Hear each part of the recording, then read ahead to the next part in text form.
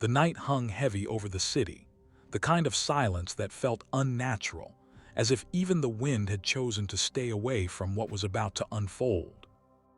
Deep within an abandoned warehouse district, far from the noise and safety of the public eye, three gang leaders stood waiting, each surrounded by their reputation rather than their men.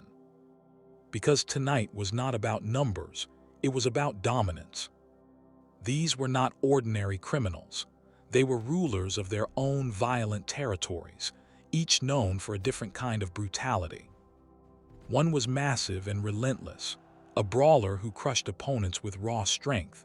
Another was fast and unpredictable, skilled with blades and deception, and the third was calm, calculating, and dangerous in a way that didn't need to be loud. Together, they formed a balance of chaos, speed, and control, and they had come to challenge a single man.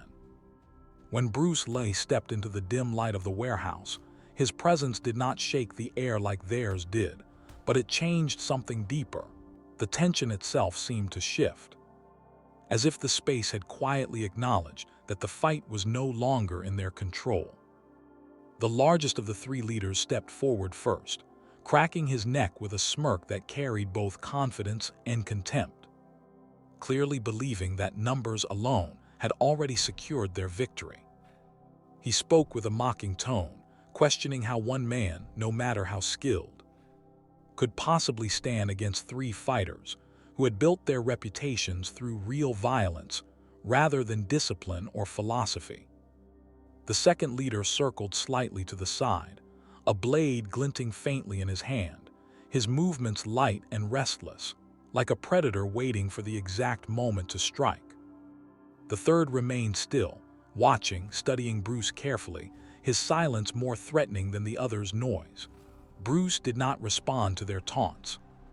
He simply stood relaxed, his posture loose yet ready, his breathing steady, his eyes moving not in fear but in awareness, observing all three at once, not as separate threats, but as a single problem that needed to be understood.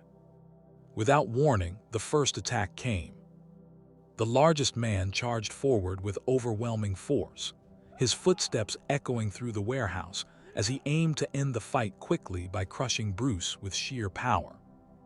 At the same moment, the second leader moved in from the side, attempting to flank and trap him, while the third began advancing slowly, closing off any easy escape.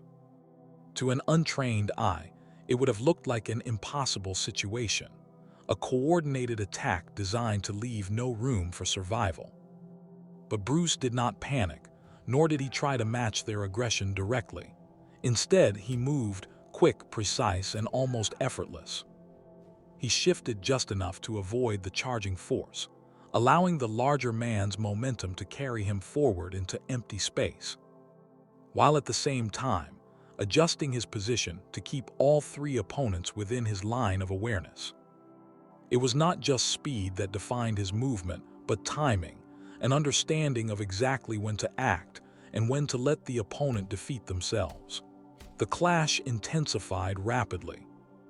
The second leader lunged with his blade, slashing toward Bruce with sharp, calculated strikes meant to overwhelm and confuse.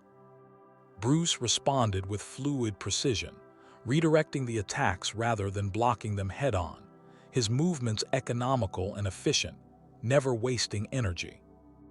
Each step placed him in a better position, each motion reducing the effectiveness of his opponents.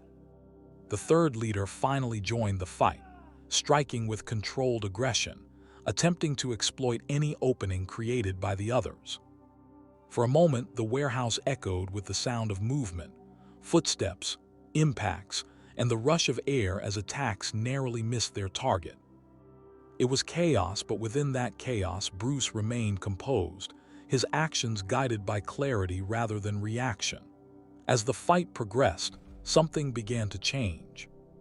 The coordination of the three leaders started to break down, their attacks no longer perfectly synchronized as frustration crept in.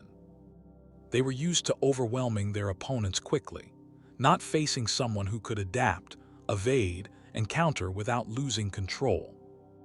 Bruce began to create openings, not by force but by positioning, drawing them into each other's paths, causing them to hesitate, to adjust, to doubt.